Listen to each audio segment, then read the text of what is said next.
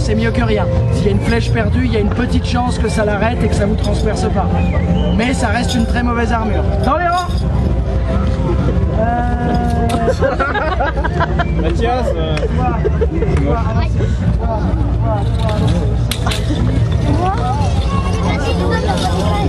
Alors, ici vous pouvez voir que ces armures sont faites d'une base en cuir et d'écailles de métal. Ce sont donc des armures... Vous dormez? Non! Ce sont des armures d'écailles. Ah oui, je viens de le dire. Voilà. Les écailles, c'est des armures d'écailles. On va s'inspirer de plein d'animaux dans la nature qui ont des écailles, comme le dragon par exemple, oui, les poissons, les belles-mères, tout ce qui a des écailles. Les belles-mères, ils n'aiment pas, les sirènes aussi. Alors également, cette armure peut avoir un deuxième nom, c'est l'armure lamellaire. Lorsqu'on va avoir des formes un peu moins écailleuses comme ça, et vraiment plus des lames de métal, comme ici, qui vont être liées les unes aux autres très fortement. Alors, cette armure, à votre avis, est-ce qu'on peut la trancher? Non. Alors, effectivement, la partie en cuir, comme on l'a dit avant, oui, elle protège pas bien, on peut la trancher. Mais la partie métallique, c'est essentiellement de ça que je vous parle, on peut pas la trancher. On peut pas trancher du métal en général, s'il a été bien forgé. Est-ce qu'on peut la transpercer? Non. Alors, c'est trompeur.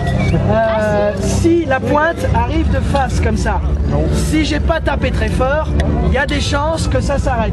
En revanche, il suffit que je mette un deuxième grand coup comme ça. Ça réveille, hein.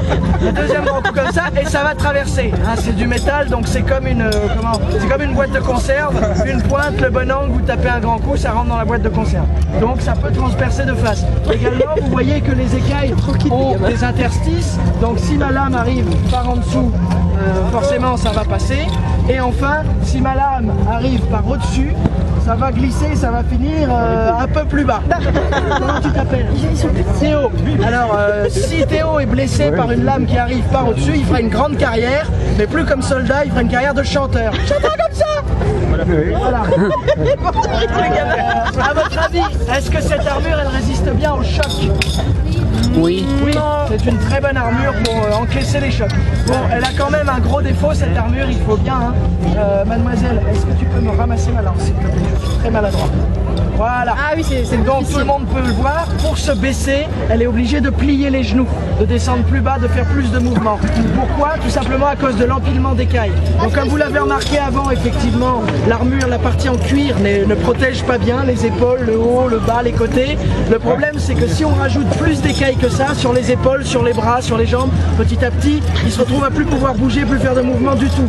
Donc le problème de cette armure, c'est qu'elle encaisse bien les chocs, elle peut pas être tranchée, mais elle protège que le ventre et le dos. Sinon, vous pouvez plus bouger. Et déjà, même comme ça, les mouvements sont assez limités. Vous pouvez retourner à vos places. Ensuite,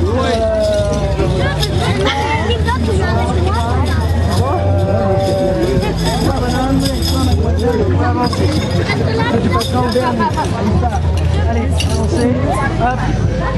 Alors, est-ce que tout le monde connaît cette armure? Oui. Comment ça s'appelle? La cotte de maille. Merci, c'est une excellente mauvaise réponse que j'attendais avec impatience. Alors, ça n'est pas votre faute. Oui, mais toi, t'es venu toute la journée, arrête de tricher, souffle pas les réponses.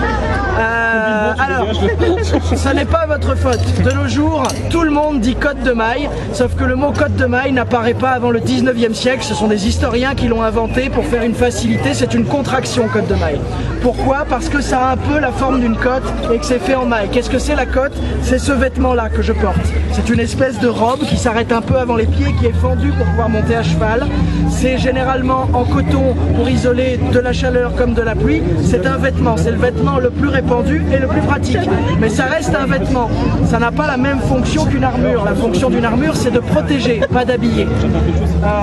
Donc au final, dire une cotte de maille, même si c'est une contraction très pratique pour les historiens et que c'est rentré dans le langage courant, dire une cotte de maille, c'est un peu comme dire un chapeau en chaussure. C'est essayer de mélanger deux choses qui n'ont pas de rapport à la base. D'accord? Donc, s'il vous plaît, quand on vous en parle, à l'avenir, répondez une armure de maille. D'accord? La cotte de maille, c'est une invention du 19e. On a fait plein de belles inventions au 19e.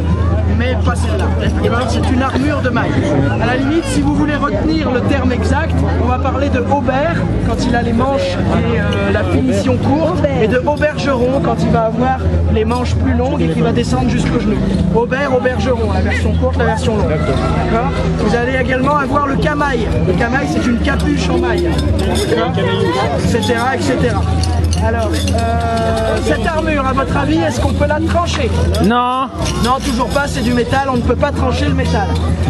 Est-ce qu'on peut la transpercer? Oui. Absolument pas. Alors, est-ce que vous avez un boucher près de chez vous? Oui, non, peut-être.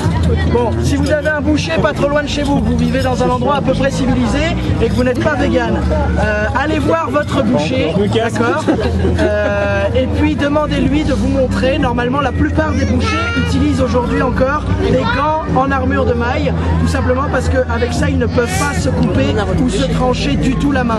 D'accord? C'est impossible à trancher ou à transpercer ça. Donc les bouchers, même avec leur couteau de boucher, au pire, ils peuvent se casser un doigt s'ils tapent très très fort, mais grâce à leur armure de maille sur les mains, ils ne peuvent pas se couper. Alors, cette armure de maille, vous voyez, l'avantage, c'est que quand on appuie sur un anneau, ce n'est pas un anneau qui va prendre la force du coup, c'est les 3000 anneaux autour.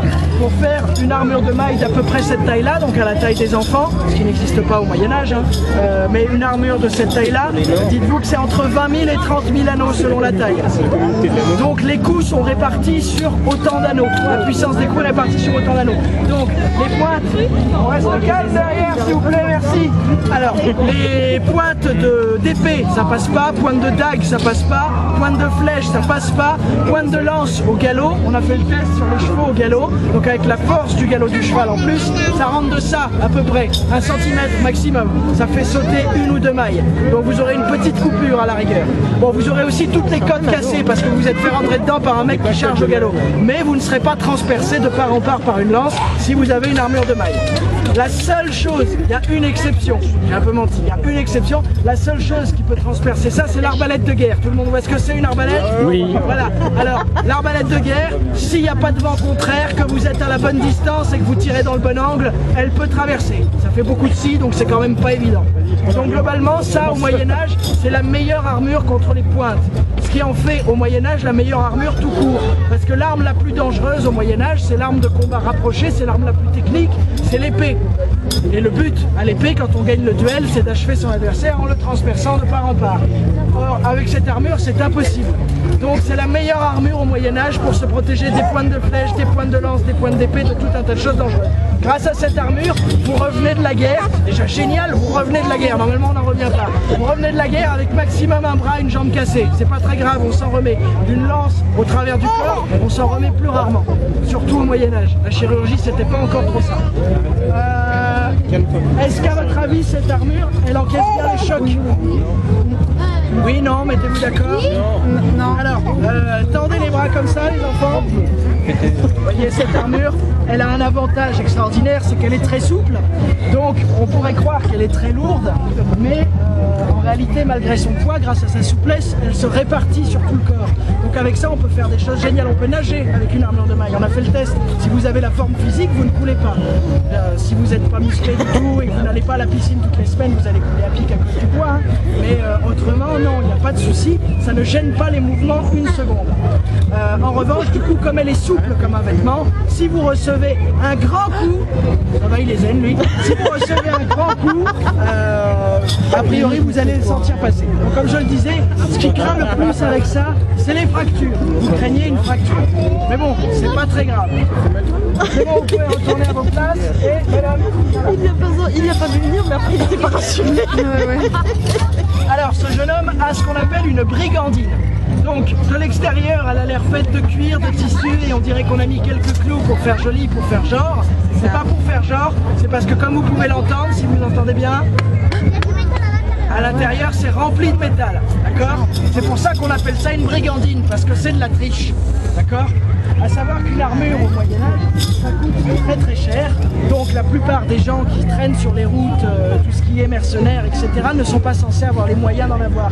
Généralement, ils sont obligés de les voler ou de les piquer sur des cadavres, ce qui fait d'eux des brigands. Donc pour le cacher, pour éviter qu'on sache qu'ils ont piqué une armure, cachent le métal à l'intérieur et ils font comme si de rien n'était. Et au passage, ça leur permet de prendre leur adversaire par surprise. Leur adversaire croit qu'il n'y a pas d'armure, qu'il n'y a pas de danger, qu'il peut y aller. Hop, je te mets un coup, ça marche pas et je m'en prends une en retour. Donc c'est une armure brigandine. Alors cette armure, c'est à peu près la même chose qu'une lamellaire, sauf que les plaques sont cachées à l'intérieur. Et comme la lamellaire, sur la lamellaire, elle a un avantage. Bon, pareil, c'est dur de bouger avec. Elle a tout comme la lamellaire. Mais l'avantage qu'elle a par rapport à la lamellaire, à l'armure d'écaille, c'est qu'elle est beaucoup plus dure à transpercer. Parce que comme il y a une couche de tissu et de cuir à l'extérieur qui amortit et qu'on ne voit pas dans quel sens sont arrangées les plaques, vous avez beaucoup moins de chances que la lame passe à travers les plaques. Donc c'est comme une armure lamellaire, mais un peu plus résistant et un peu plus fourbe. Merci beaucoup. On reste en ligne s'il vous plaît. Alors, est-ce que vous avez bien compris à ce que j'ai expliqué? Oui. C'est quoi ce